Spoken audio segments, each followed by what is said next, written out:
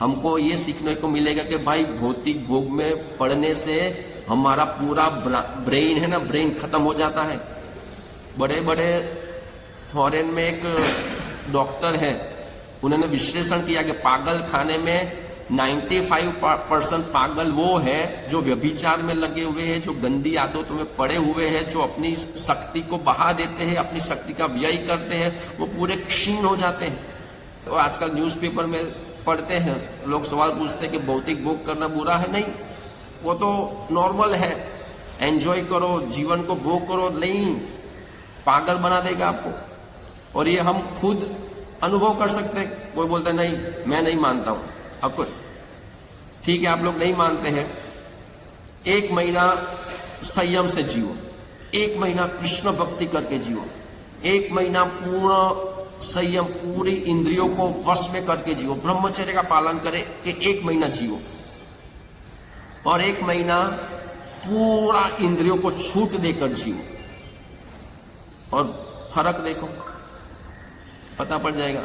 इसमें कोई रेफरेंस की जरूरत नहीं है, कोई डॉक्टर की जरूरत नहीं है, हम इतने खुद अनुभव कर सकते। हाँ, 1 महीना विनाश किया और 1 महीना अमृत का अनुभव किया, 1 महीना डाउन हो गए, 1 महीना उत्साह का अनुभव किया, प्रसन्नता का अनुभव किया। इतना जगत में हमको पॉजिटिव एनर्जी मिली, धर्म में रुचि बढ़ी, भगवान के प्रति आसक्ति बनी। तो 1 महीना, खाली 1 महीने में पता पड़ जाएगा कि कौन सही है कौन गलत है, कि भोग में आसक्ति होना अच्छी बात है या भोग से अनासक्ति रखना हमारे लिए अच्छा है। तो वो हम खुद रियलाइज कर सकते हैं। और जैसे हम बोलते हैं कि भाई पैसा ने खींचे, कि पैसा पैसा को खींचता है। अभी जो गरीब है वो कहाँ इन्वेस्ट करेगा? मान लो कोई अमीर है तो वो सोना ले लिया 1 किलो, चांदी ले लिया 1 किलो, तो कुछ महीनों में उसका भाव बहुत बढ़ जाएगा। तो पैसा जिस तरह से पैसे को खींचता है, वैसे संयम को खींचता है, भोग को खींचता है, भक्ति को खींचता है। ये पूरा प्रोसेस है। एक बार वो साइकिल में घुस गया, भोग के साइकिल में, तो वो भोग ही भुगत के उसका ब्रेन भोग भुगतने से कंट्रोल करने के लायक ही नहीं रहता। कोई बोलता है कि दोस्तों के साथ है, चलो तंबाकू खा लो, एक बार खा लो, एक बार सिगारेट पी लो, अभी बहुत ठंडी है आज, चलो सिगारेट पी लेते हैं। एक सिगारेट अनेक सिगारेट हमको पिलाएगा। एक व्यभिचार अनेक व्यभिचार करने के लिए हमें प्रेरित करेगा। ऐसा नहीं कि एक बार सिगारेट पी ली तो सिगारेट पीने की इच्छा नाबूद हो गई, और बढ़ जाएगी। भोग भुगतने से इच्छा और बढ़ जाएगी। व्यभिचार करने से व्यभिचार की इच्छा कम नहीं होती है, और बढ़ जाती है। सिगारेट पीने से सिगारेट की इच्छा कम नहीं होती है, और बढ़ जाती है। तंबाकू खाने से तंबाकू खाने की इच्छा कम नहीं होती है, बल्कि और बढ़ जाती है। और भक्ति करने से भक्ति की इच्छा कम नहीं होती है, भक्ति की इच्छा और बढ़ जाती है। संयम करने से संयम की इच्छा खत्म नहीं होती, संयम करने की इच्छा और बढ़ जाती है। भक्तों की संगति करने से इच्छा कम नहीं होती, बल्कि भक्तों की संगति करने की इच्छा और बढ़ जाती है। राधा दामोदर का दर्शन करने से इच्छा कम नहीं होती, बल्कि बार बार राधा दामोदर का दर्शन करने का मन होता है। इस तरह से भक्ति को खींचता है और भोग को खींचता है। तो एक बार भक्ति के साइकिल में आ गया तो उसका प्रोग्रेस होगा, और एक बार वो भोग के साइकिल में चला गया तो वो भोग के साइकिल में ही फंसा रहेगा। इसलिए भगवान यहाँ पर कहते हैं कि भाई इस सब में मत पड़ो, मेरे शुद्ध भक्त की संगति में चले जाओ, वो तुमको अमृत का आस्वादन करेंगे, वो राधा दामोदर के दर्शन का आस्वादन कराएंगे, वो तुम्हें जीवन को सफल बनाने में मदद करेंगे, वो दिव्य आनंद की अनुभूति कराएंगे। और ये सिर्फ बोलने की बात नहीं है, हरे कृष्ण के हर एक भक्त इसका अनुभव करते हैं, ये आनंद का आस्वादन करते हैं। इसलिए उनको ये सब भोग विलास में पड़ने का मन ही नहीं होती है। विषया विनिवर्तन्ते निराहारस्य देहिन रसवर्जम रसो अप्यस्य परम दृष्टा निवर्तते। किसी को बोलो कि भाई भोग से दूर रहो, भोग विलास से दूर रहो, इंद्रिय भोग से दूर रहो, लेकिन वो अंदर ही अंदर तो वो उसका मन होता ही रहेगा। तो वो आज नहीं तो कल वो वापस गिरेगा, वो टिक नहीं पाएगा। लेकिन जब इसमें क्या है कि हमें शारीरिक रूप से भी संयम रखना है, मानसिक रूप से भी संयम रखना है। कोई फक्त शारीरिक रूप से संयम करेगा लेकिन मन ही मन भोग का चिंतन करेगा तो वो गिरेगा, वो टिक नहीं पाएगा।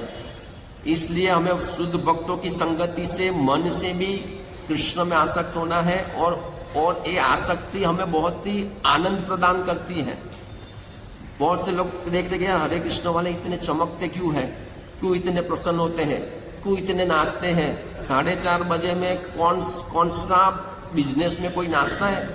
ये भौतिक इंद्रियों को वश में करते करते पूरे आज जन्म भी जाता है। अजामिल तो 80 साल तक बच्चे पैदा कर रहा था। तो ऐसा नहीं है, मैं मेडिकल स्टोर पे अनेक बूढ़े लोग आते हैं, 60 साल के, 70 साल के, 80 साल के, 80 साल के भी आते हैं, ऐसी गोलियां लेना कि जो मैं यहाँ पे नहीं बोल सकता।